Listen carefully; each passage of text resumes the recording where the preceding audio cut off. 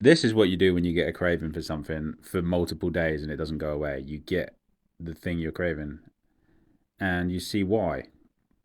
The only way I've ever beaten any addiction is by going through it. The only way out of it is through it. Like drugs, alcohol, whatever it is. It's always been through it. I've never beaten it by like using my willpower to like push it away. It doesn't work. It never has. Some people, yeah, you can fight it for the rest of your life and spend the rest of your life in AA meetings. And I know food isn't alcohol, but it's like I was having a craving for multiple days for that food because that's a curry I used to get all the time, and I used to from this one specific place, and I used to love it. I was eating it 7 days a week at one point, and I've got like an emotional attachment to it. So I was like, I have to get it, and now I had it, and I had it a reasonable portion. I didn't even eat those chips because they were too dense. So I just had the curry, and obviously I'm just going to sit here with it and just see how I feel from it. My body was craving it for a reason.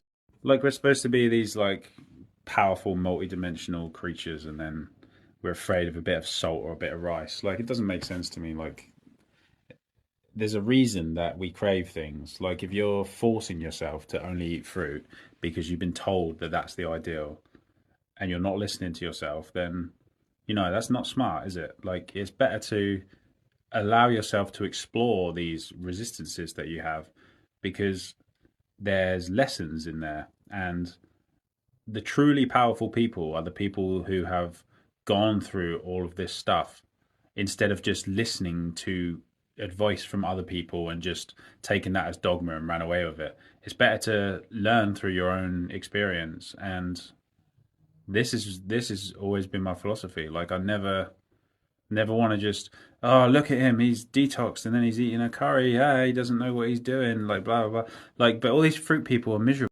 Like you can't just go from 30 years of eating salty, fatty, junky food to fruit in like a year or two. It's like not going to work like that. The body's like, we've been eating this stuff since we were like babies. Like we were, as soon as you're like old enough for solid food, they start force feeding you poison. Like it's like encoded in our fucking DNA.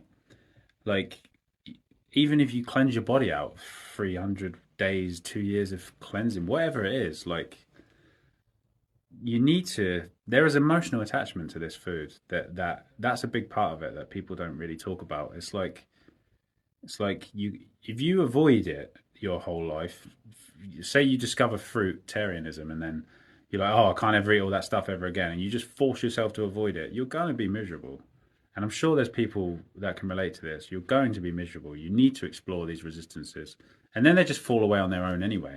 And I guarantee you, most of the people that are promoting like the raw perfect diet, the fruitarian diet on Instagram, they're eating stuff that they're not telling you they're eating. They are, because they're either not, they're either eating stuff that they're not telling you they're eating, or they're just miserable.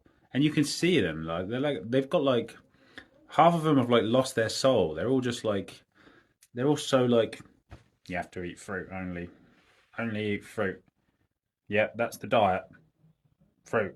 Like that's not they're not do you know what I mean? Like if it's so great, then why are you so fucking angry all the time, mate?